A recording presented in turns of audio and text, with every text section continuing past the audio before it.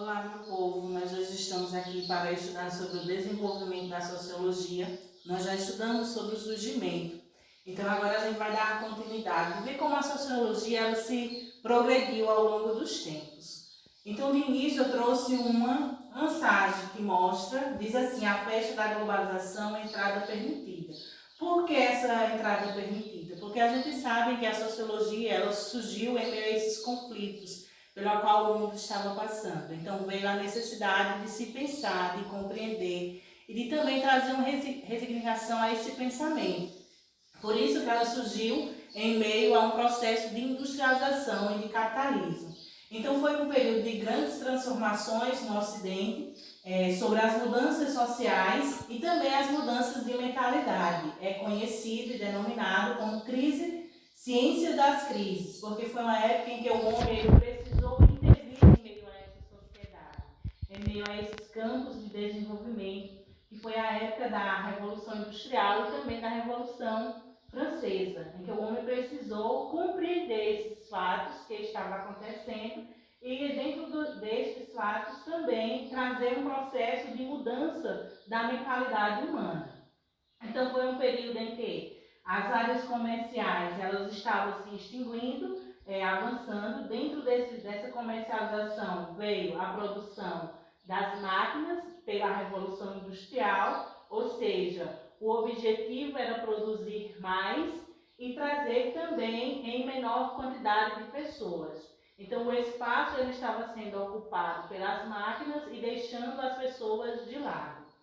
Nesse contexto surgem os maiores nomes da sociologia. Então nós temos aqui um dos primeiros nomes que surgiu, que foi por Émile Durkheim, ele que viveu durante a crise da Guerra Franco-Prussiana, isso de 1870 a 1871.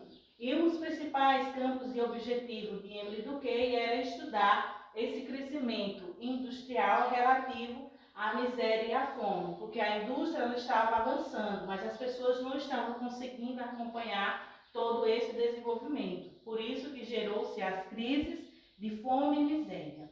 O aumento das organizações trabalhistas, porque as pessoas que estavam dentro das indústrias, elas precisavam se organizar. Daí surgiu as greves, as lutas sociais e as teorias socialistas, que foi surgido por Émile Durkheim. Dentro desse sociólogo, nós temos também Karl Marx, que traz um ponto-chave para a economia e a política e destaca de que a importância da economia ela também é ressaltada dentro do poder. Era importante que o poder social com o desenvolvimento político ele estivesse dentro de uma homogeneidade, ou seja, que eles crescessem juntos. Ele estudou criticamente a sociedade capitalista e defendeu as ideias das classes trabalhadoras, que as pessoas elas precisavam trabalhar, mas de forma organizada, sem que houvesse uma exploração do seu trabalho. Para ele, o conhecimento da realidade só tem sentido quando esse conhecimento é usado para mudar a realidade. Esse era o pensamento de Karl Marx, de que o desenvolvimento ele precisava acontecer, as pessoas precisavam também viver em um mundo mais globalizado, mas era importante que esse conhecimento também trouxesse as pessoas para uma mudança de realidade. E aí, por último, a gente tem Augusto Comte, que foi um dos fundadores da sociologia, e ele acreditava de que e defendia a ideia do progresso da sociedade, mas em uma ordem que ele fosse um progresso que atingisse todas as camadas sociais e não apenas algumas. Então, Augusto Comte ele defendia o positivismo e foi ele o nosso fundador da palavra sociologia. Foi a partir de Augusto Comte em que veio o estudo da sociologia em todas as suas demandas e o seu desenvolvimento.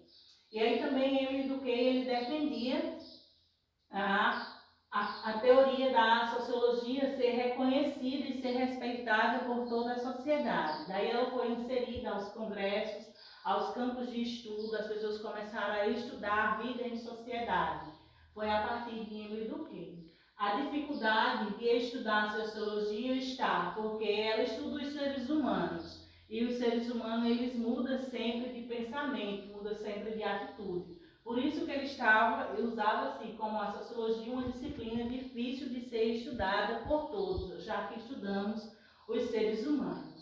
defendia os fatos sociais, seria considerado coisa, ou seja, tudo aquilo que era considerado fato social pelas pessoas, dentro da sociologia, ele ia estudar a mente humana, a maneira de como as pessoas iam se comportar dentro desses fatos sociais. E aí surgiu os grandes problemas de trabalhar essa sociologia.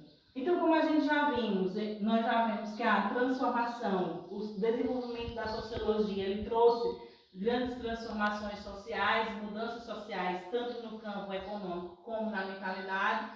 O que são esses fatos sociais? Esses fatos sociais são a maneira coletiva das pessoas pensar, delas se destacar na sociedade. Ou seja, a maneira de como ela se considera correta. E a gente pode colocar a maneira de se vestir, de se alimentar, as culturas, as posições das pessoas, como elas consideram isso adequadamente e correta. Aquilo que há na sociedade e o que o indivíduo acaba seguindo voluntariamente ou involuntariamente. E isso vai muito da nossa mente humana, porque às vezes a gente vai adequando as coisas, a maneira de se vestir, não porque a gente acha correto, mas é porque a sociedade em si está se vestindo daquela forma, usando aquele estilo de roupa, e a gente acaba aderindo também essas prioridades. Então, isso são os fatos sociais.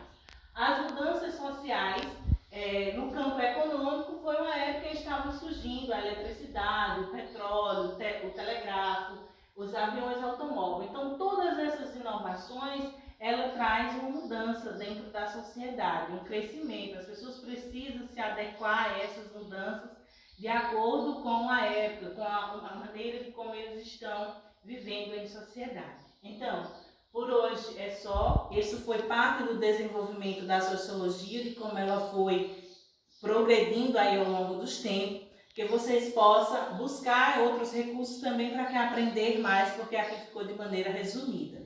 Que Deus abençoe a todos.